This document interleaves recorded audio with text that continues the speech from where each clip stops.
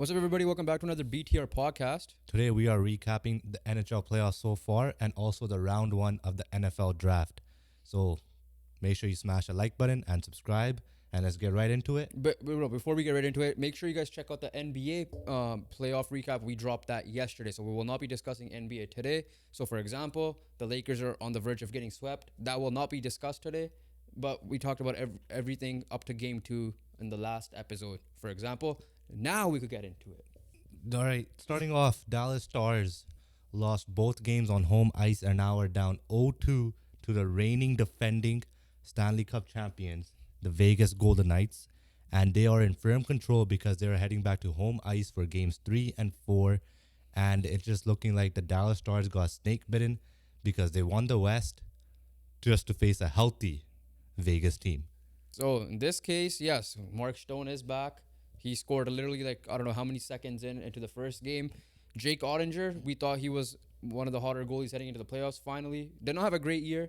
Is back to that form where he wasn't having a great series so far. And goaltending was not goalies are going to be a theme in today's overall recap. But yeah, Dallas, like I said, we thought it's kind of like Lakers can't beat the Nuggets. The Dallas Stars cannot beat the Vegas Golden Knights in a sense, right? It's like no matter what you do, it's just like we know the end result. How are you gonna get to that end result, right? And yeah, Dallas is the only team to lose home games in general. No, every other team has won the home game. At least Sorry, one. no, At least one home game. no, because the Islanders and the Lightning both lost. So I take that back. They're 3-0 now. But in terms of who started off home, they're the only team that has lost both home games. And yeah, it's concerning because Jason Robertson finally got going the other day. You would think that their depth should equally match up to Vegas's depth. Clearly not. Goaltending, Logan Thompson has been the better goalie when watching the series as well. Again, bear in mind we're watching like 8 different series from both sports plus the NFL draft, so we're definitely gonna be missing certain aspects that we from each series. But yeah, like it's very concerning, especially they're not just our Stanley Cup finalists. Many people Stanley Cup finalists going into it. I've heard Elliot Friedman say this is the best team in the playoffs. I agreed with him for that reason. So yeah, I get it. Vegas is healthy, but they were struggling coming in. However, there's no reason why Jake Ottinger should be getting outperformed by Logan Thompson. Jake Ottinger needs to play better. That is for sure. Just flat out, they need to play better. Robertson got a goal, but I don't like Hentz's performances. Hentz definitely needs to play better. I think he got hurt too slightly. Someone got hurt. Yeah, I don't know if it was Fox or. but at the end of the day, like your best players are not being your best players. Robertson was okay and got his goal. Hentz is not playing good enough. Pavelski's not playing good enough. But the thing is this, right? Like, it just might be that Vegas is too good. Because when I watch the games, like, is there another level Hintz could get to? Is there another level Robertson and all these guys could get to? Yes. But when you look at the games, right, like, it's been back and forth in the sense of, like, I've seen spurts where Dallas is dominating and Logan Thompson is keeping them in it. And we're seeing the Logan Thompson of last year's all-star Logan Thompson, right? This Vegas team is arguably better and goaltending this year just because of Logan Thompson. And we know what Logan Thompson can do. And he's been doing that, right? He let one soft goal in game one and bounced back. And main reason why Vegas was kept the lead in game one was because of Logan Thompson. I really like Stankoven. I just feel like he's been a little bit he's been disruptive. But other than that, I he just can't be feel your best player either. Like it's not even that, right? Like, yeah, it's just Vegas is better. yeah. It's just a situation that Vegas is better, right? Like, Stars are performing decently. It's not like the Stars are playing bad. They're not, right? The games have been tight, right? It's a 4-3 game. It's a 3-1 game. It was a 2-1 game, barring the empty netter. They're tight games. They're close games, right? Like, Thompson has to make saves in order for Vegas to be ahead. It could have been easily 2-0 Dallas if it wasn't for Logan Thompson, right? But it's not. And they're going to have to figure out something. They're going to have to figure out to play a little bit better defensively. A little bit more discipline because Vegas is cooking on the power play right now as well. So those are my thoughts right there. It is dire for Dallas right now. It's not over. I still do believe that Dallas still have the opportunity. It's a different story, if they're getting destroyed. They're not getting destroyed. But they're not home either. Yeah, no, but they're not getting destroyed. So what's your series now? Because there's no, I don't think you're picking Dallas to win now. No, I'll go Vegas in 6 at the current moment. I think Dallas gets one of the games away. Vegas will be up 3-1 after 4. Then Dallas will get game 5. Then Vegas will end it off at home ice. But yeah, Vegas is back. They're the cup contender. They're the cup favorite now, right? After the first 2 games, I don't think any other team has that type of performance. Maybe Florida. We might see a rematch. That's all I'm saying right now. But early thoughts are Vegas is dominant, and I don't know if any team in the West could beat Vegas right now. Yeah, no, and I agree with that, which is why Edmonton, Canucks, Kings, and Predators are all lucky that they're going through the Central. Because let's move on to the next matchup. Sticking with the goalie theme, the Colorado Avalanche and the Winnipeg Jets are tied 1-1. Game 1 went to Winnipeg 7-6, right? And then Colorado took over in Game 2, 5-2. The biggest concern in this is Hellebuck is averaging over 5 goals against. So here's the thing, right? People are all like, on Gorgiev's case, right? But right now, Gorgiev is the better goalie. Somehow. He is somehow the better goalie because Hellebuck allowed 11 goals in 2 games. Gorgiev only allowed 9. Right? Yeah. They're bad numbers for both of them, don't get me wrong. Exactly. But Gorgiev is outperforming Hellebuck right now. Credit Gorgiev, bounce back performance, great performance. Hasn't been good against the Jets all season long, even in the regular season. I think the Jets beat him like 7-0 once or something like that, 7 something, where he allowed 7 goals. So Gorgiev, McKinnon, they're doing their thing. Is at the end of the day, Hellebuck has to find his game, otherwise it could be over for the Jets. Hellebuck wasn't great last year either in the playoffs, No. right, against Vegas. He is your MVP. He is your leader. He is your best player on the team. There's no denying that. And he's been playing like it this season. And he's got to step up because this series could be ended in 5 if he doesn't step up. Otherwise, because it's going to be tough to score 7 goals just to win the games, right? And the fact that Colorado didn't win game 1, right? The fact that you're lucky that Georgiev, somehow shot the bed more than Hellebuck. You got lucky that you got game 1 as well. So for that reason, it's a simple solution for Winnipeg. Look at your goalie, tell him to play better, and you'll have a chance still. Yeah, it's also concerning though. Like you got 7 goals against Gorgiev the first game. How could you not get that kind of offensive production in the second game? Yes, credit Colorado's defense in general. Credit Gorgiev for a bounce back game, but that's also a bit concerning because you did win a game in a shootout way. It was a shoot off. And But when you think about it, that's not the Jets. no, and I get that. They're not supposed to win 7-6. They're built to win 2-1, 3-1. For sure. They got their 2 goals. I get that too. What is their defense, right? The Winnipeg Jets allowed the least goals in hockey. I think at 199. I guess at this point it's more. They won the William Jennings Trophy in the terms of I think lowest goals against Yeah, it's average. just Hellebuck who got it. But Yeah, no, but like as a team, right? As a Yeah. collective, they allowed the least goals in the NHL.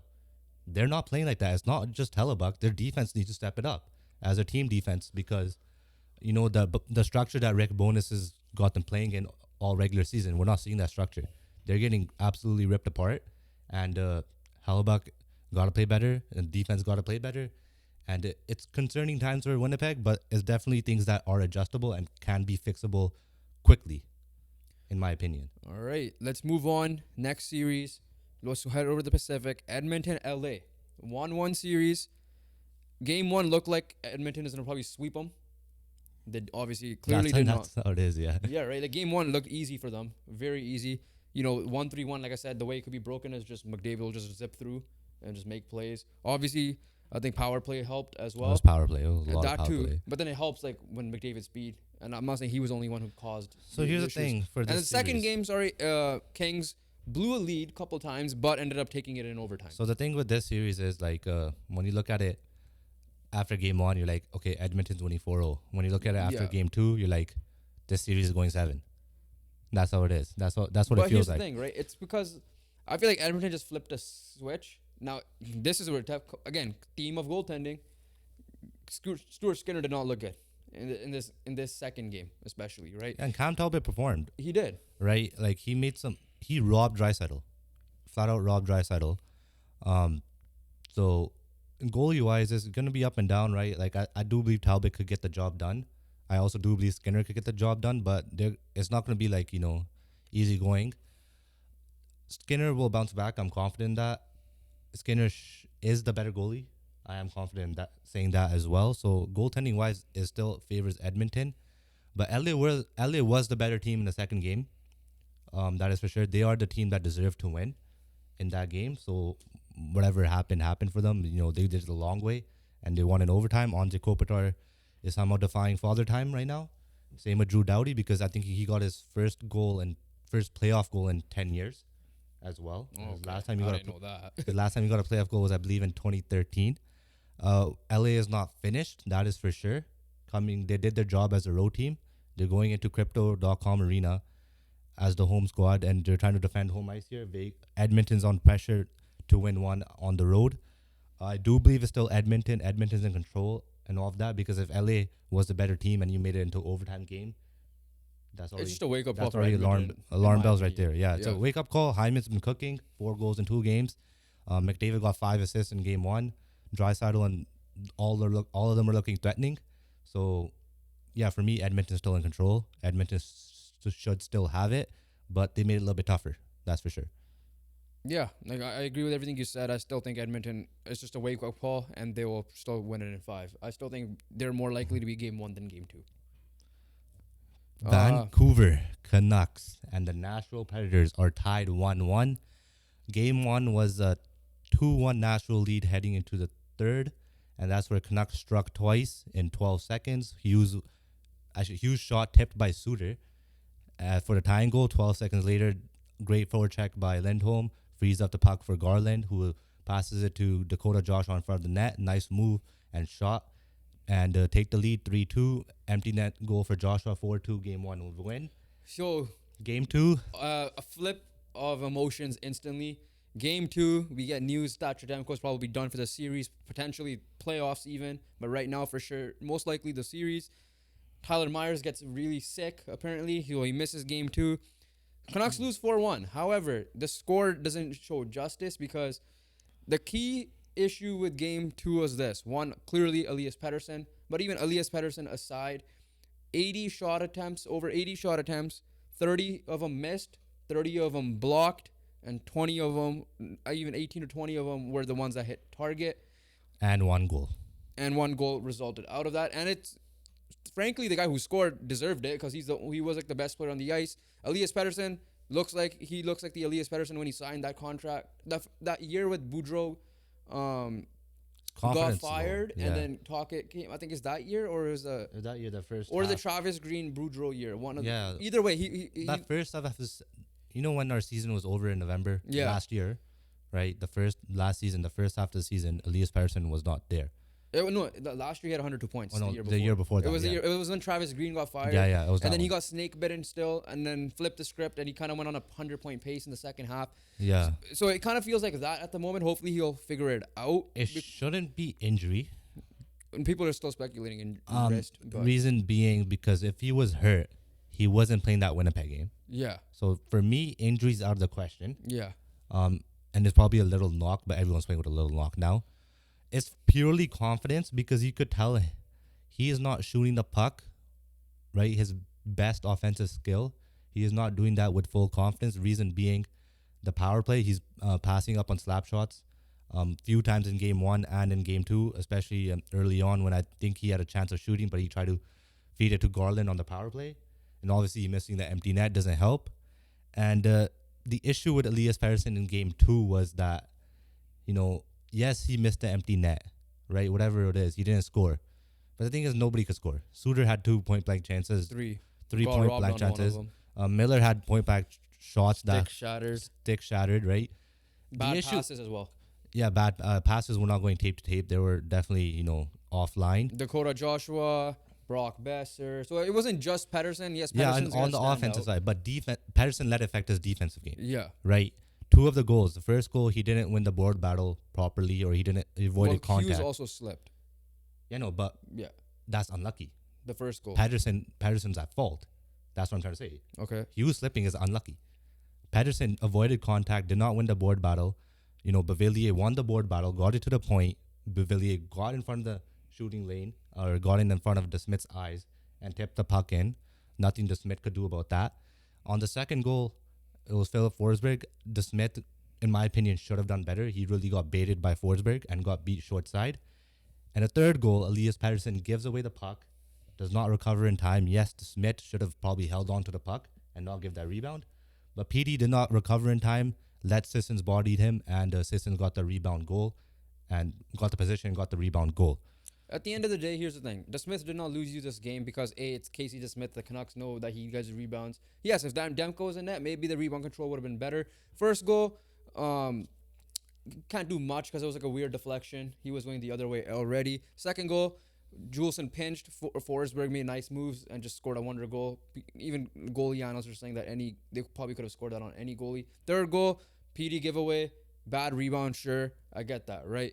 At the end of the day, the offense lost them this game overall. Not just Pettersson included, but not just Pettersson, right? Which is why, like, at the end of the day, with how dominant we were, you would think if we had no scoreboard, right, and you were just watching the whole game purely blank scoreboard, you have no clue what's going on, you would think that the Canucks are probably winning that game, right? Obviously was not the case, and this is why I'm still confident that, yes, going into Nashville is going to be tough, don't get me wrong. Hopefully the confidence is better. Hopefully they could play the villain role properly, and hopefully they just finish the chances. Because at the end of the day, I still think they win this series, even if Casey DeSmith is the goalie. Because they showed defensively, and Tyler Myers should be back as well. 5-on-5, we were the better team. Yeah, that is for sure. Special teams is still an issue, right? Power play wise, penalty. Power play wise, PK wise, yes. In game 1 was a little bit of an issue, but in game 2 it was okay. Power play wise is definitely an issue. Discipline needs to be a little bit more better, in my opinion, too. Yeah. Shots on target is a big key here because you can't be going 20 for 80 on shots on target, essentially. And, and fixing this power play, I think Lindholm is going to be back on the power play 1. Yeah. But Lindholm's not going to fix it. Garland's not going to fix it. Pettersson's going to fix it. As simple as that. If Pettersson plays good, this series could be over in 5. But we don't know what we're getting from PD right now. It's just that's how it is. First time playing in front of fans as at a playoff game. So we'll see what happens there. But all it takes is one goal. And I'm fully believe that if PD just, stays focused on his defensive side and doesn't give away the puck, right, wins his board battles, does the little... Because in game 1, PD did the little things. Yeah. PD did not do the little things. That's why PD is the number one blame for this game. If you're going to put it on one person, it is Elias Pettersson. Yeah. Right? It's not because he couldn't score. It's because he gave away 2 goals. Because he wasn't hard enough on the board battles and he gave away the puck in his own end, leading to the third goal. And last point I want to say here, if Thatcher Demko wasn't net, we are still losing the game. Yeah. 100%. Right? DeSmith did not lose us the game. DeSmith definitely did not help us to win. Yeah. But he did not lose us the game. If Thatcher Demko was in net, we would have lost 2-1 still. I would say that. Yeah. I mean, not that much to say here. Nashville, just limit their big players like they did in game 1, and they'll be fine. Simple as that. We're not going to carry too much on it. But yeah, like the West side looks pretty good. Obviously, it's a little bit of a surprise that Golden Knights are up 2-0 to be exact, but it's looking like it's going to be right. As of right now, they're obviously close, but again, I think Edmonton should run away with that. So the other 2 series will definitely be close to the wire, in my opinion. But let's move on to the Eastern Conference. Let's talk about that only series that has 2 winners, which is the Boston Bruins up 2-1, specifically against the Toronto Maple Leafs. The big question mark here is, where's William Nylander? And I think a report did come out today that he is battling severe migraines. So they're checking if it's a concussion thing. Because he did play all 82 games, right? So he's doing the reverse Stone, essentially. That's the best way to put it. He's doing the reverse Mark Stone. But game 1, Boston just dominated. Nothing else. Ryan Reeves, I don't know why he's out there. He's just out there to... He pretty much pinned Joel Edmondson, and that led to the first goal. And then after that, let's just not even talk about Matthews missed the big opportunity. Let's not even talk about game 1. Game 2, Toronto again, much closer game. Toronto got Matthews. Matthews was like, okay, that's why he was considered MVP. It was more like the game we expected. Exactly. Still, he's the only one that stepped up. No William Nylander. Mitch Marner is still the classic Mitch Marner from the playoffs, where he does not show up. And then game 3. This one you watched a little bit more, so I'll let you take the lead on it. It was just, from what I see, it was, again, split goals instantly, but then Boston shut him out, scored. Okay, so Bertuzzi ties it late for Toronto, but then they let that get to them, and then Brad Marchand is. This is the Yeah. Brad So Marchand game. here's the thing. Marchand was a pest this game for sure. All series to be Refing fair. wasn't great. I'll say that much. Refing definitely was not great in game 3. I believe in the so Leafs were up 1-0, I believe, right?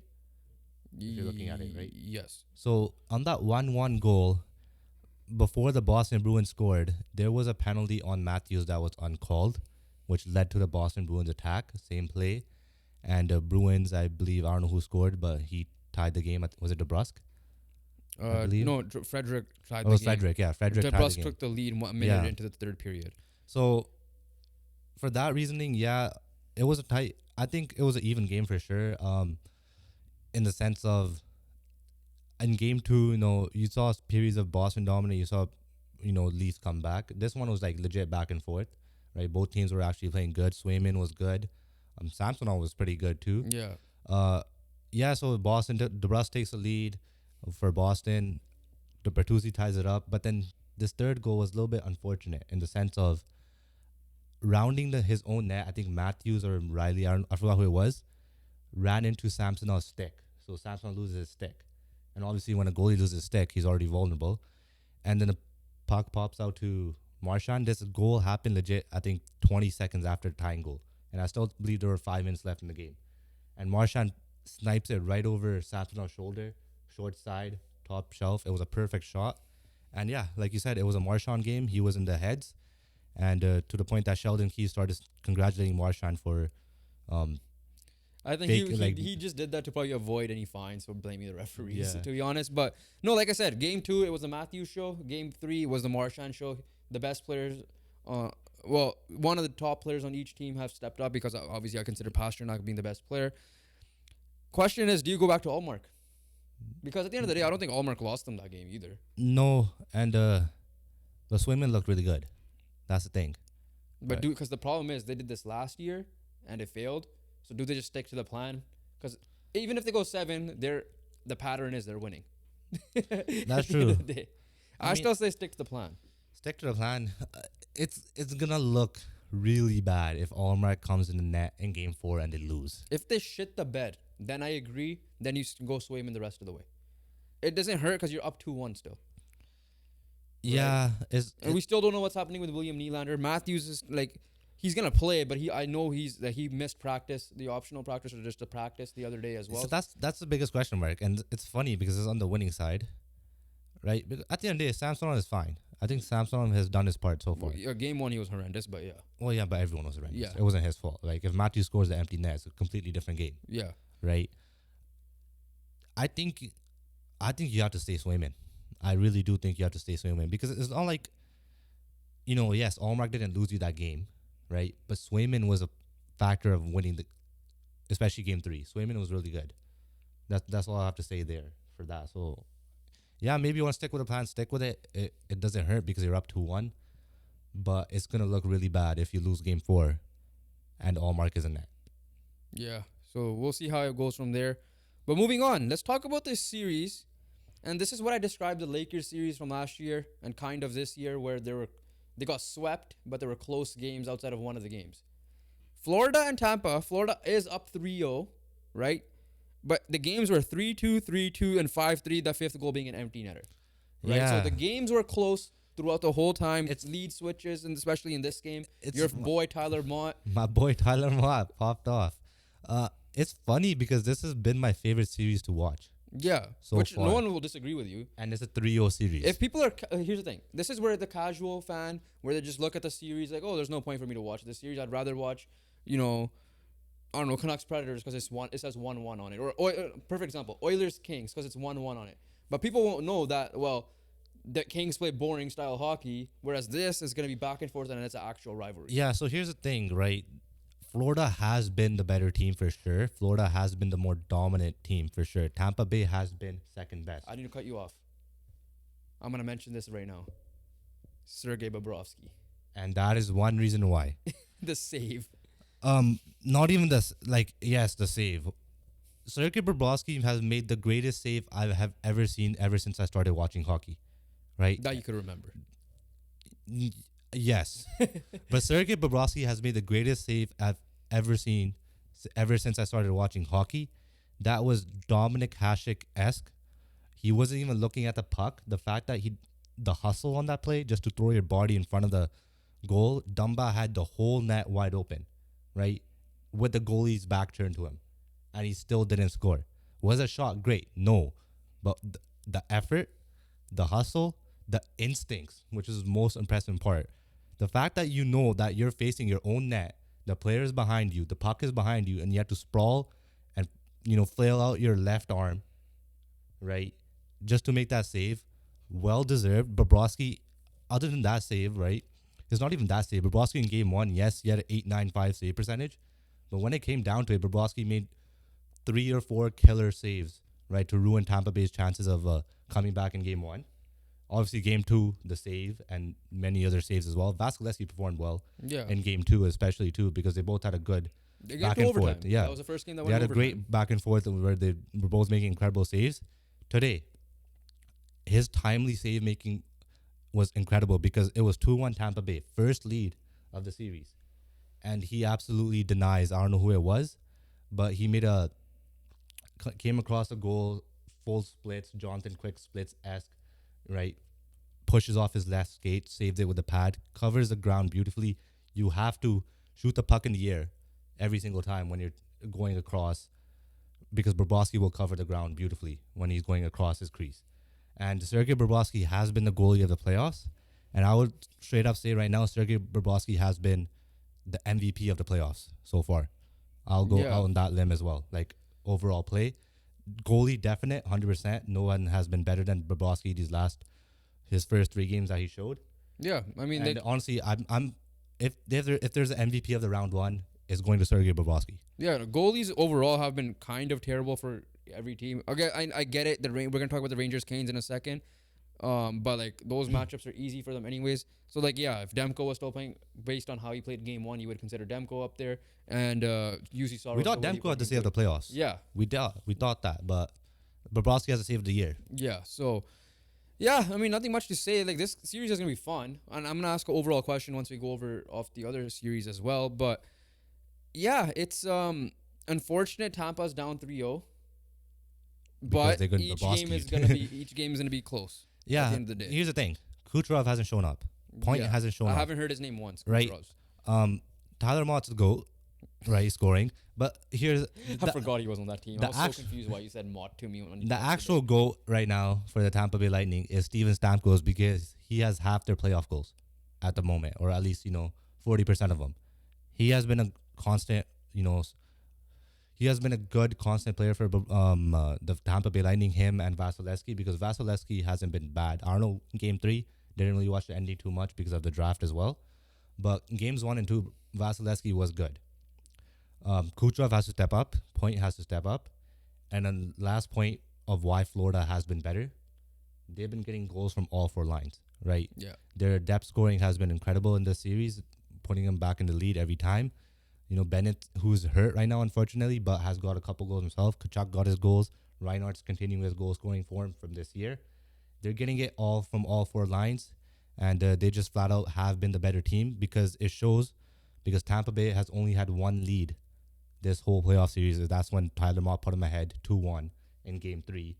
And that quickly got turned around because it became 2-2. I think Reinhardt got the tying goal, and it just went to 3-2, 4-2 for Florida at one point in the third period. Yeah. I mean, nothing much to say. You hit everything on the head. You've been paying attention to more of these Eastern Dog, series you're- because you're home. Yeah, that and 2 is our game plan is like I watch more hockey, you watch more basketball Yeah. as well. But moving on, let's talk about this series that kind of disappointed me a little bit. Outside of because game 1 expectations showed that the Islanders could have won this game 1 to the point where I'm like, okay, it could be close.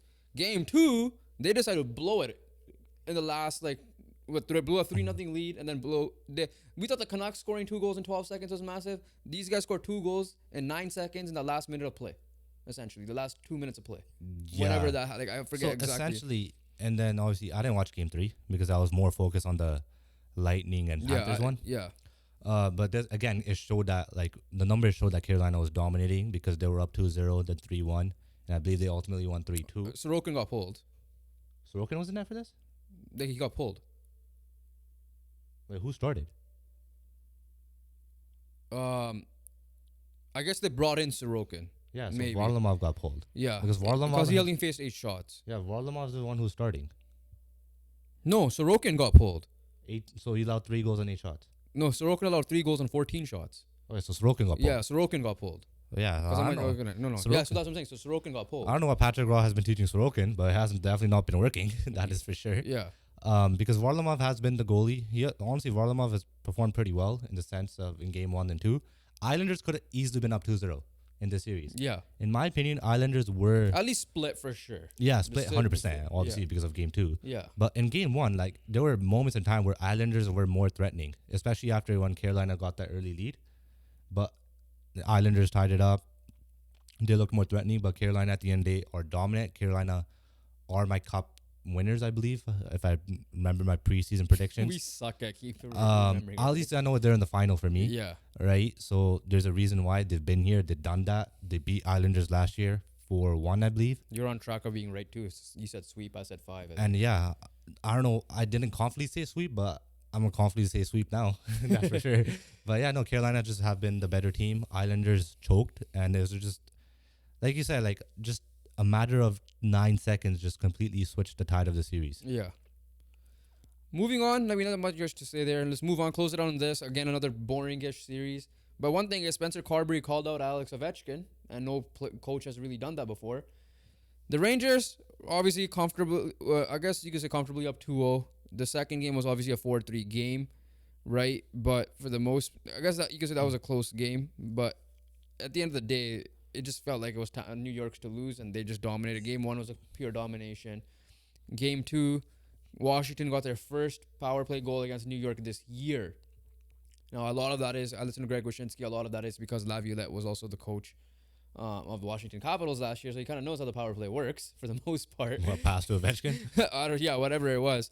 But yeah, no, like this one, like again, like in the NBA, I said there were some series I did not watch. For example, the Cavs and the Magic. Where is it? This was my version of that. I tuned in when it was like during midday, like when on the weekend, but that's about it. I was actually I know a lot of people weren't excited for this series, but I was low-key excited just to see Ovechkin play. And it feels like Ovechkin's not playing. 1 shot on goal in 2 games for a guy whose biggest asset is shooting, for a guy who has 850 plus goals in his career, for a guy who's gonna break Wayne Gretzky's goal record as the all-time leading scorer in NHL history. He should not be taking 1 shot on goal for 2 games. You have no chance of winning if your best player is doing that. And for the right? most, Ovechkin deserved to be called out. And it was like when you listen to it, it wasn't even like a proper call out. yeah, It was like he knows he has to play better. We all know he has to play better type of thing. It wasn't like he's really bad right now and he's got to pick it up type of thing. yeah, Right? It was kind of like a mix of both. Because how can you call out Alexander Ovechkin, especially when you're the rookie head coach? But Lindgren, I didn't really hate his performances.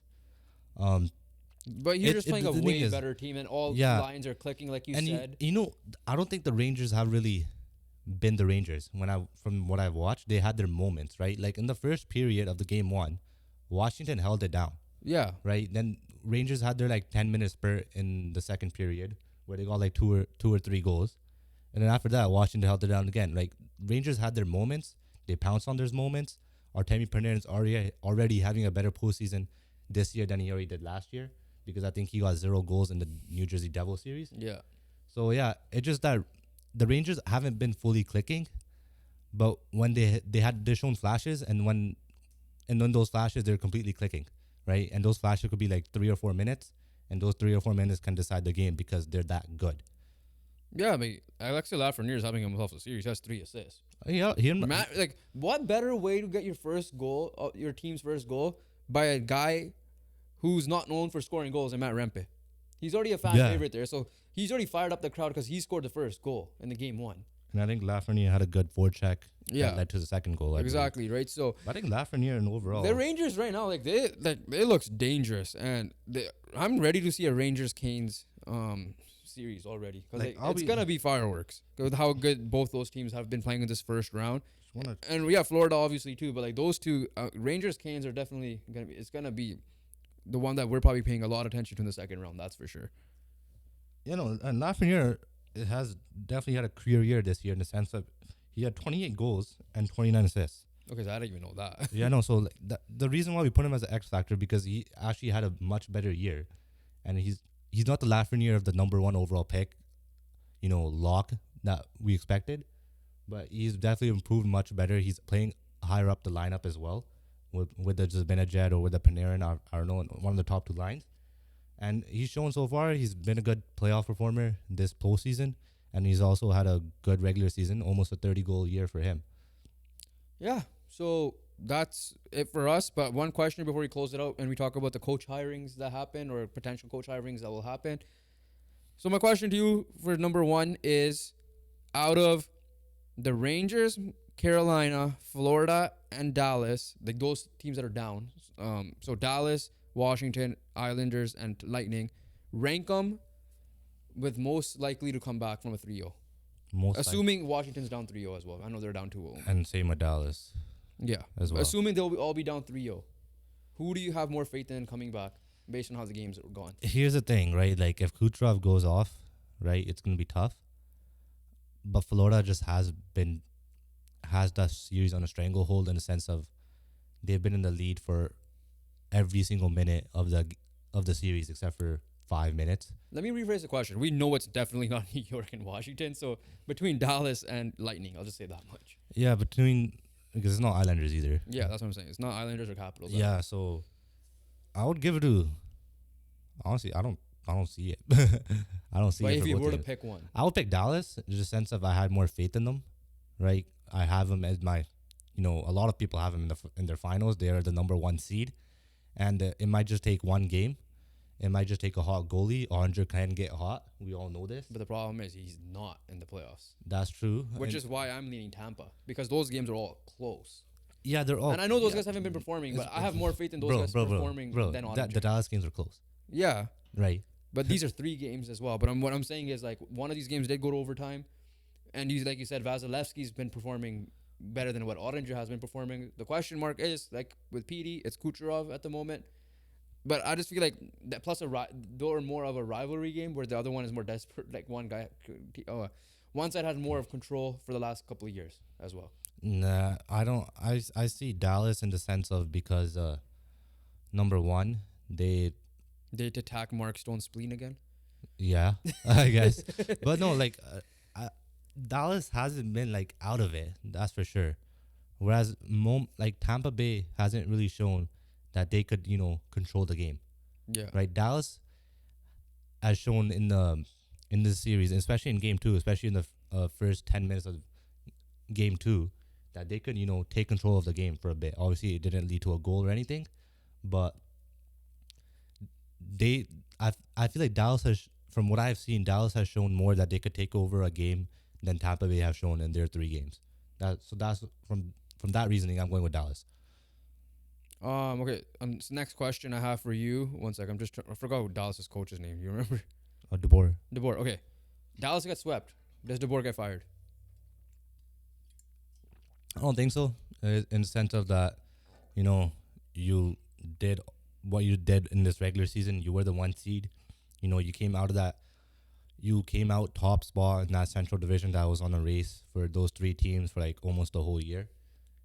And you just got unlucky that you've had to face Vegas, who surprisingly got a Mark Stone back healthy in time for the playoffs. Who got Alex Bertrandro, who was hurt for the regular season, near the end of the regular season, came back healthy for the playoffs, right? You got that LTIR money to get in Hannafin and all Manta and Hurdle.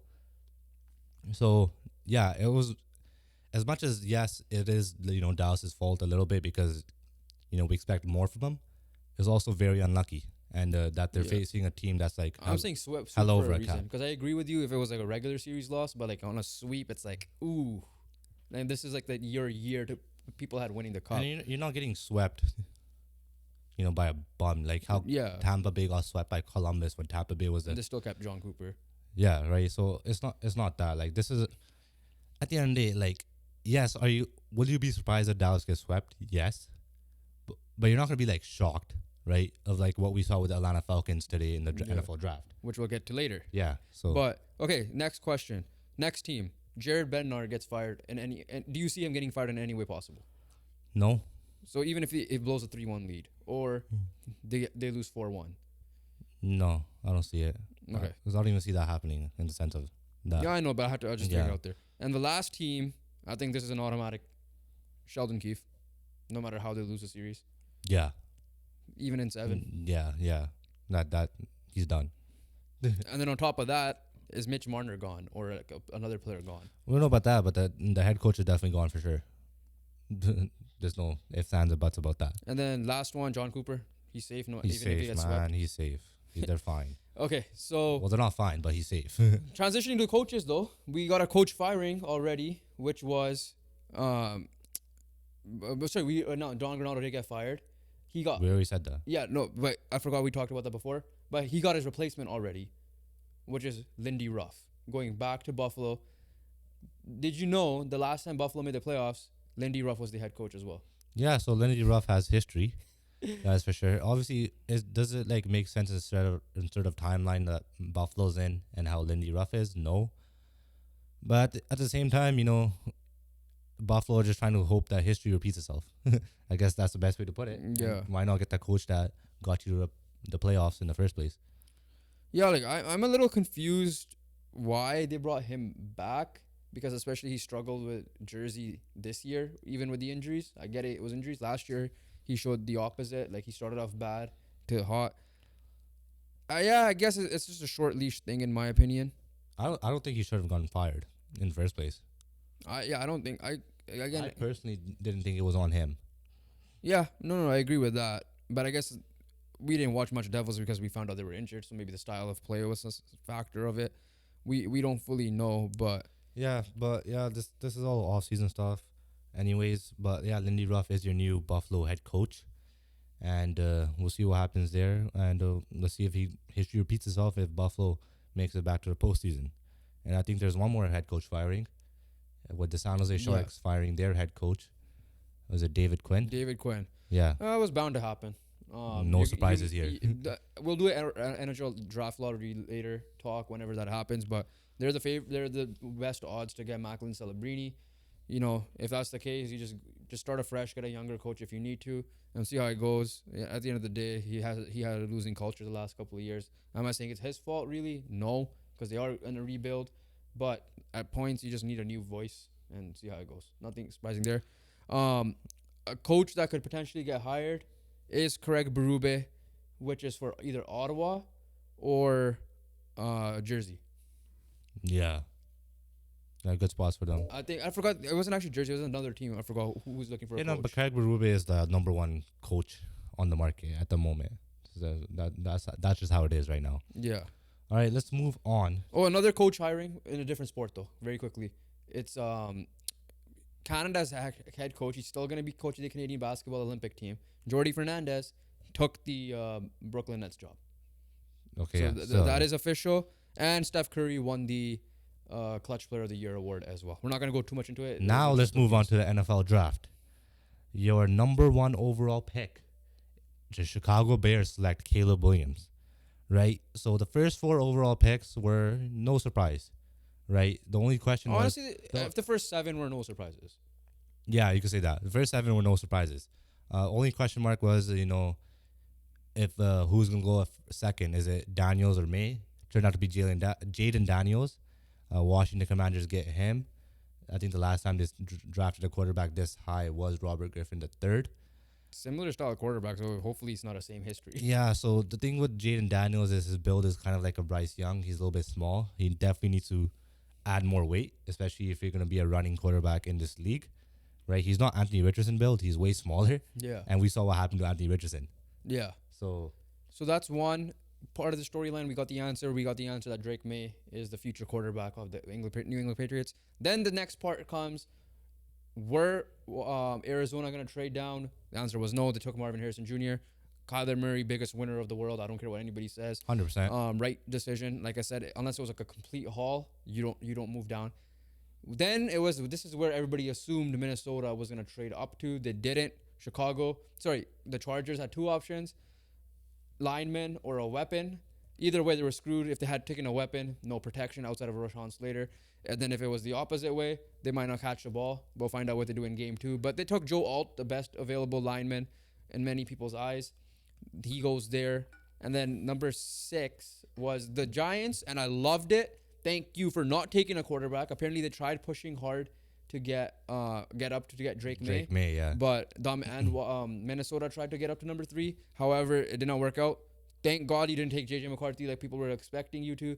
You made the right decision. You took a weapon. It was Malik Neighbors. I didn't care if it was Bowers, Udunze, or Neighbors. You took Neighbors.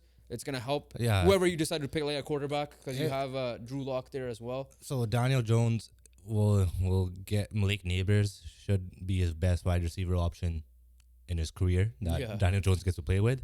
And good decision. If you couldn't pull out the quarterbacks, right, the best part was just stay and take the best player available, and that was Malik Neighbors or Brock Bowers or whoever it was. You chose Neighbors. And you could have taken a lineman too, to be fair, but yeah. I think wide receiver was a better option because at the end of the tight end you have Darren Waller, so Bowers wouldn't have made sense. So Neighbors was the best pick available. We're not gonna go through each pick, but we're gonna say very quickly the Titans. This is where the calm before the storm ends essentially, and they take a lineman. Not surprising, right? I think it was Olu Fashanu. No, JC Latham. Yeah. Not surprising there. Again, people were rumoring maybe this is where Rome Odunze could go. This is where Brock Bowers could go just to help Will Levis out. They went protection route. You are obviously a bigger believer in that, even with Justin Herbert. Speaking of Justin Herbert, Vikings and I forget another team who it was actually asked to trade, and the Chargers immediately said no. Fair, right? All right, so this is where the fun began, and the draft kind of felt it lived up to the hype, right? And number 8, the Atlanta Falcons were up. And everybody assumed it was Dallas Turner or a different edge rusher or maybe even a cornerback for all we know. I was like, okay, Dallas Turner, right? And there's no chance 6 quarterbacks going in the top 15. So to your point, rumors were 6 quarterbacks going in the first round, let alone the top 15, right? Yeah. And usually you hear a lot of this drama. We heard it last year with Will Levis. He fell all the way to the second round. The year before, Malik Willis or whatever the case may be. Whenever he got drafted. Pickett, right? He was only Pickett. It was just Pickett, and that's it. Like, so you always hear the QB hype rise. And we all knew that the top 3 went top 3 as predicted. And number 4, the JJ McCarthy hype was supposed to go high. But no, it was Michael Penix Jr. getting picked at number 8. And you would think Atlanta probably traded down to a team like Denver, right? Maybe the Raiders, maybe even Minnesota. No. The Atlanta Falcons selected quarterback Michael Penix Jr. after giving your boy Kirko Chains the bag. Keep in mind, Michael Penix is already 24 years old, and I don't think he's playing for the next 2 years as long as Kirk is healthy. So, which means he's not going to probably play till he's 26, 27 years old in the NFL. Contract length-wise, he'll be 28 as well. So it was the biggest curveball thrown in this draft. So here's the thoughts on this, right? People are saying, but it worked with Jordan Love. It should work with Michael Penix. And you're right, it should work with Michael Penix. Reason 1, you do this with the late quarterback. And Michael Penix was supposed to be one of the later quarterbacks to go in this draft, right? We had our top 3, and then we had J.J. McCarthy being the 4th guy. And then 5 and 6, we didn't know where Bo Nix was going to go. We didn't know Michael Penix, if they could both be second rounders. The thing with the Atlanta Falcons and the difference between Jordan Love experiment was the Green Bay Packers did this with a 26th overall pick, not an 8th overall pick. That was 20th. Huh? I think Jordan Love went 20th. No, he didn't. It was late 20s. Keep talking about the Falcons. Yeah, it was late 20s. So that's number 1. The Green Bay Packers weren't gonna do that with the 8th overall pick. Yeah, you're right. They traded up to 26. I thought they traded up to 20. So that's issue number 1, because the 8th overall pick brings value, right? Dallas Turner, a lot of people's number 1 edge rusher, or at least top 2 edge rusher in the draft, and you needed an edge rusher, perfect fit there, but you wasted it on a quarterback that is not going to play for you for the next 3 or 4 years, maybe. If you're lucky, maybe 2. So that's issue number 1. Like I said, I expanded on that again. Number 2, Kirk has got the bag, but it's not the bag that's the issue here. It's the length. It's not a 1 year deal. It's not a 2 year deal. It's a 4 year deal.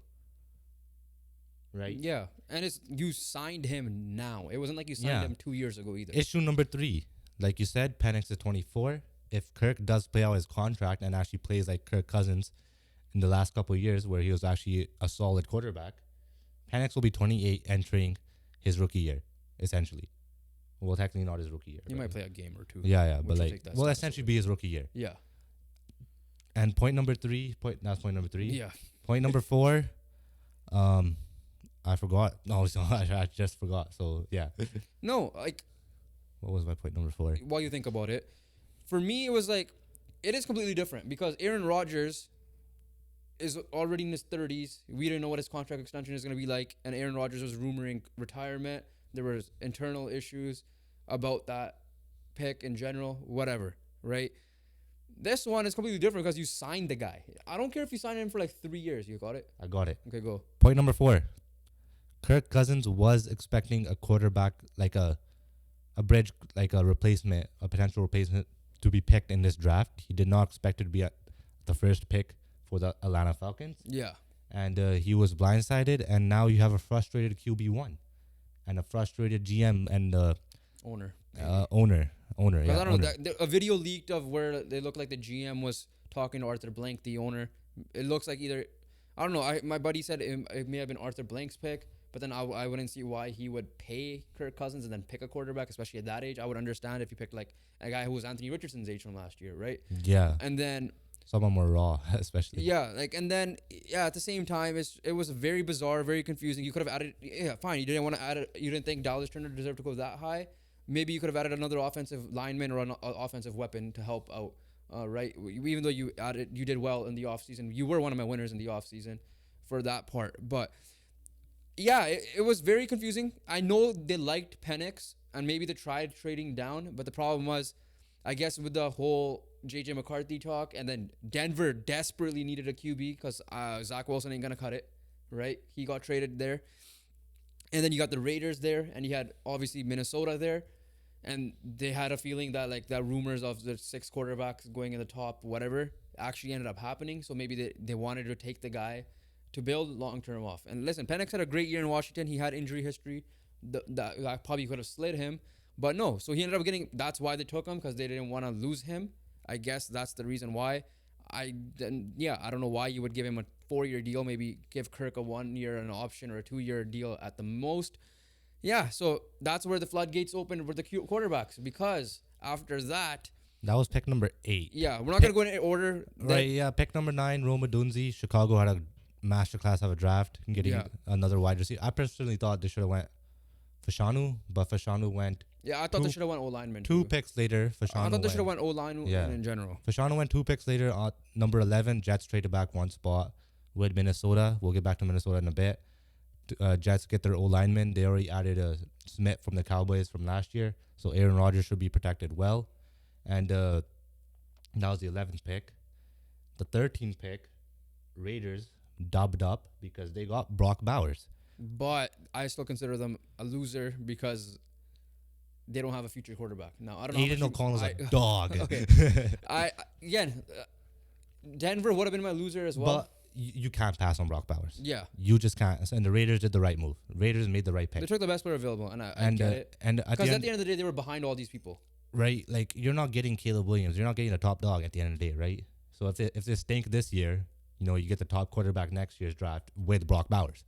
Yeah. So it's a W for the Raiders. But going back to Minnesota now. This was the number 10th pick. They traded up 1 spot. Yeah, so the reason why I was listening to an NFL Network, and I forgot who was talking, essentially said that they should, if I were the Jets, I would call Minnesota. I'd be like, hey, even though no one may have called them, just to lie and say, hey, people are calling, the Raiders and the Broncos, obviously the most likely case, that they want to get JJ McCarthy or they want to move up, which assuming is JJ McCarthy, you might as well you should make a move now.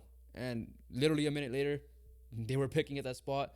It had to be JJ McCarthy. It ended up being JJ McCarthy. I know Nick Shook isn't the biggest fan of JJ McCarthy, and he said Minnesota is on this Christian Ponder, and it's the same team again, so we'll see how it goes.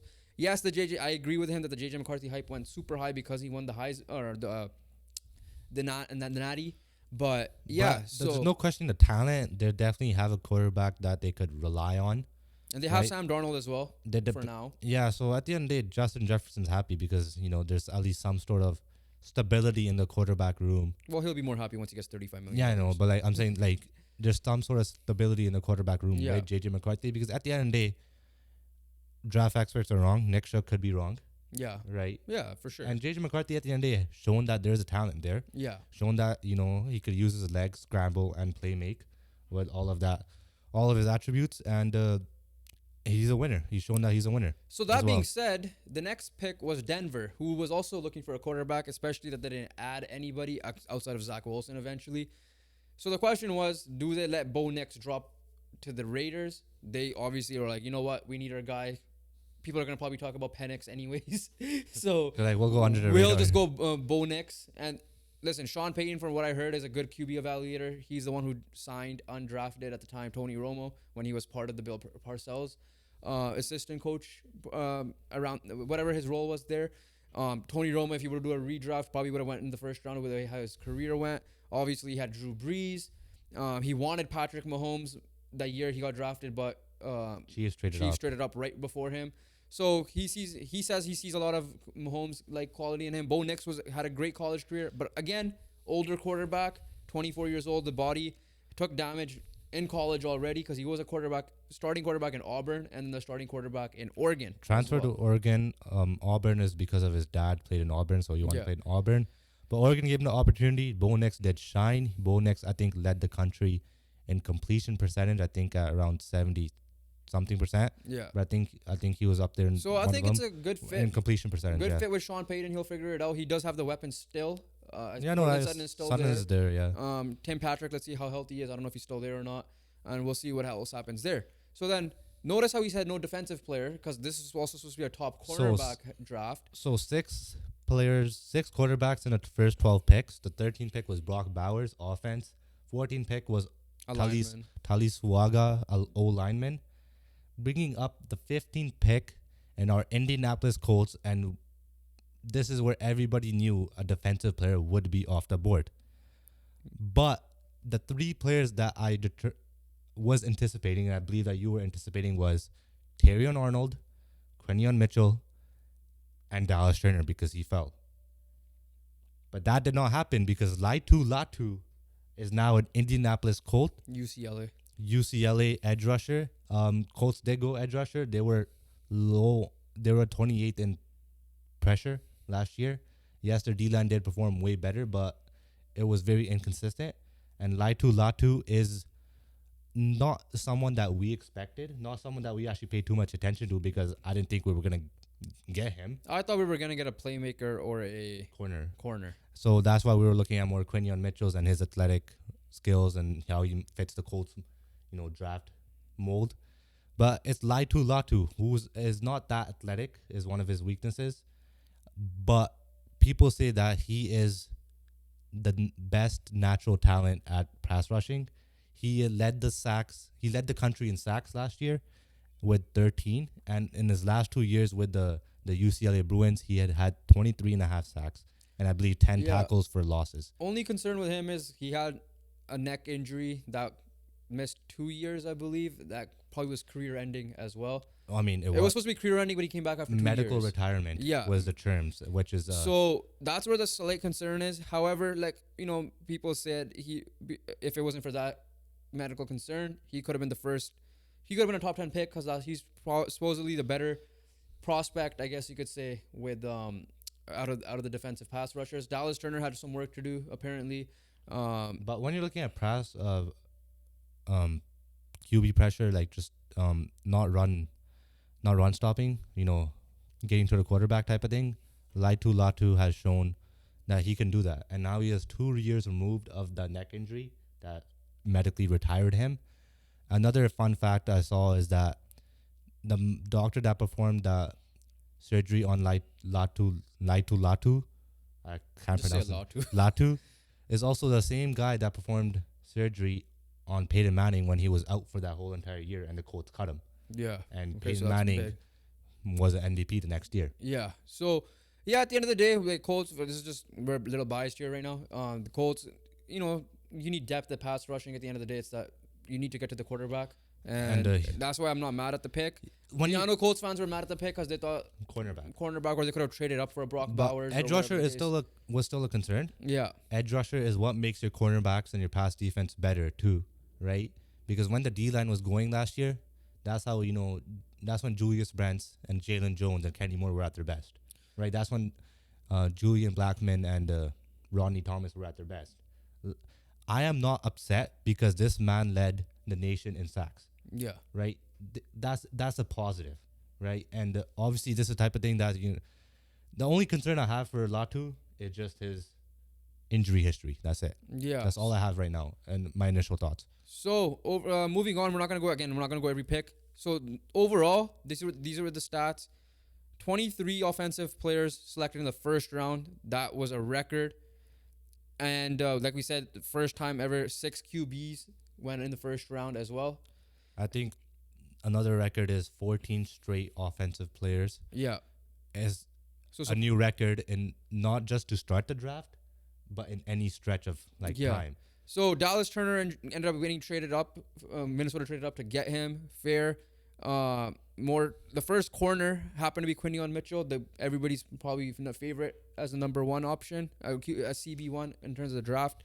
He ended up going to Philadelphia, which is probably a perfect spot for him. Aging Darius Slay, a regressing James Bradbury. Yeah. So yeah, great spot for Philly. So only 3 corners ended up going. Terrion Arnold was the other one, and Nate Wiggins to Baltimore. Fun fact about Nate Wiggins: he has only allowed only 1 reception over 20 plus yards. Yeah, and so that being said, the other big thing that happened out of note was Xavier Worthy is a Kansas City Chief. The Chiefs actually traded with the Buffalo Bills, traded up and got the fastest man to run the combine and the 40. And the Bills actually traded down a couple of times, so they had no first round pick. So overall, that's the draft. Round 2 will be today. We'll be paying attention to that because Kool-Aid McKinstry. I'll actually pull up the list of who's available. But Cooper DeJean or DeJean, I don't know how you actually pronounce it. Is DeJean. That as well. So the best of the rest here. I don't think any quarterbacks are going anytime soon. I'll just say that much. I'll say that because Spencer Rattler's the only one I could see going to probably be Vegas. By the way, another fun thing. This is the Rams' first round pick, and I don't know how many. Yeah, no, they did a full on segment days. about this. They're like, Mahomes was a junior in college, and now he has 3 Super Bowls. Brady only had 4 Super Bowls. Yeah. When the last Rams had the last time had the first pick. What to keep an eye out for is probably the cornerbacks for sure, but wide receivers, you got A.D. Mitchell from Texas, you got Troy Franklin from Oregon, you got Lad McConkey, Nick Shook's like underrated pick from Georgia, Keon Coleman fell this low, and Roman Wilson from Michigan. Maybe you have a Minnesota reunion there. Lineman wise, Jackson Powers Johnson was a name from Oregon. I saw a lot going the first round. Like I said there, and cornerback wise, Cooper DeJean and Kool-Aid McKinstry are the 2 names I recognize the most. So yeah, it's still gonna be a fun round 2. You can see a lot of trade ups, trade downs. We'll see what happens with that. So overall, we'll talk winners. We'll talk winners and losers very quickly. Again, the biggest loser is Atlanta, no doubt about it. Was the move a right move? Yes. Was it way too early? That's the issue. Biggest issue for me is that they did it at the 8th overall pick. If they did it at like the 27th or something like that, or even honestly, if they did it at the 20th or like 19th, 18th, I wouldn't be as mad. But the fact that you wasted the 8th overall pick on a guy that you're gonna plan on to play in 3 years is not a good look. Winner, obviously Chicago Bears, and off-season wise as well. Yeah. I already predicted, I still stand by it, that they're gonna make the playoffs next year one way or another. The other winner, obviously, I said it earlier, Kyler Murray. He got the best wide receiver prospect in a long time, since probably even Larry Fitzgerald, is what people are saying, right? Listen, time will tell, but Minnesota being aggressive was a good thing because they got the people they wanted. At the end of the day, you gotta respect that. I think Minnesota's a winner in the sense of especially the Dallas Turner move. Other things, I think Raiders are a winner. Brock Bowers, like Marvin Harrison Jr., was considered, in some people's eyes, the best player in this draft. And the fact that you got him at 13 was an absolute steal and an absolute W. But yeah, J.J. McCarthy will be the question mark. And if yeah, that was the right move. and if you want to add another category of like, time will tell, I'll definitely put Colts in that one for Latu. I'll definitely put JJ McCarthy in that for that one as well. And yeah, those are probably the two that comes Obviously, to Michael mind. Penix and Bo Nix. And too. obviously, The quarterbacks. yeah, I'll essentially. go more Bo next just because we're not gonna see Penix for Yeah. a while. So But my like last give loser. him time, like a give him time type of pick. That's what those.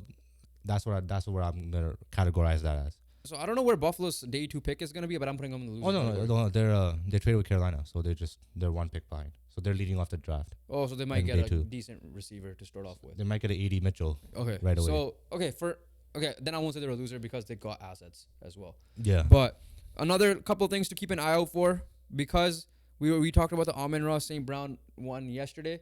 The wide receiver market is set again. Oh, one more thing. Yeah. I think Detroit dubbed. They traded up and got Terry Arnold.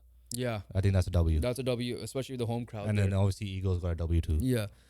Eagles, speaking of them, signed extension. AJ Brown, who was rumored to be traded, he was not happy there, blah, blah, blah. Obviously bullshit. 3 years, $96 million extension, $84 million guaranteed. That's $32 million average annual. Obviously deserved, I get it. But then this just makes Brandon Ayuk, especially him, this just makes Justin Jefferson now he will jump to $35 million. Jamar Chase will get $35.5 million. Right? Yeah. So, with that being said, speaking of the, because we're not going to spend too much time on that, we talked about it last time, but this just elevates the price even more because we thought Jefferson might get 32. Yeah, essentially. Keep an eye out for Brandon Ayuk and a potential Patriot move. Around around the 32nd or whatever, 34th pick or whatever. Yeah, it is so for them. nothing other than Penix and 6 quarterbacks going in the first 12 picks. Nothing too surprising in the sense of other draft. San Francisco was trying to trade up, especially in the top 10, and they were willing to get rid of one or both of Debo and Ayuk. Yeah, that was one rumor there. But yeah, 8 defensive players. I guess defense is getting nerfed, obviously, without tackling anymore. Maybe that was a factor. Maybe that was a factor. Maybe Who that was a knows? factor. But yeah, quarterbacks were highly valued. A lot of offensive players, 14 straight. Lived up to the hype. At least I started off. I'm like, all right, classic. Interesting. Draft. Yeah, it was interesting. I so badly want to see Arizona trade back. In the sense of like, I would have been pissed. I would have been like, I like Arizona. If it was Kyler Murray, I would have requested a trade. I like Murray, right? Yeah. But I just want to see drama. Yeah. And I'm happy we saw At least we drama. got drama in the best way possible because it was Atlanta was involved. Yeah. So prayers up to Atlanta's GM. Hopefully you don't get fired. But this is a fireable offense for sure. But yeah, I know that. Who knows, man? Michael Penix might be Jordan Love. Yeah. Or better true. Jordan Love. But that will wrap it up for us here. Make sure you guys check out the NHL or NBA recap of the first 2 games. We dropped that already yesterday. This one is an NFL. We'll continue this as we go. We'll see how the rest of the rounds for the NFL go. We're not gonna know much, so that's why we're not gonna waste too much time. If an Ayuk trade happens, we'll talk about it. But as we said before, we're gonna keep continuing doing NHL, NBA, depending on how the series go. Obviously, by the time this comes out, we know the Lakers are down 3-0, and the Embiid had a 50-point performance. We'll talk about that more next time, probably on Monday. But yeah, make sure you guys like, comment, and subscribe. We appreciate you once again. Road to 1,000 still there. Is still going to be there. Follow our socials, link down below. And whatever audio platform you guys listen on, make sure you guys rate it, review it, or download it. We appreciate every single one of you guys. And we'll catch you guys in the next one. Peace.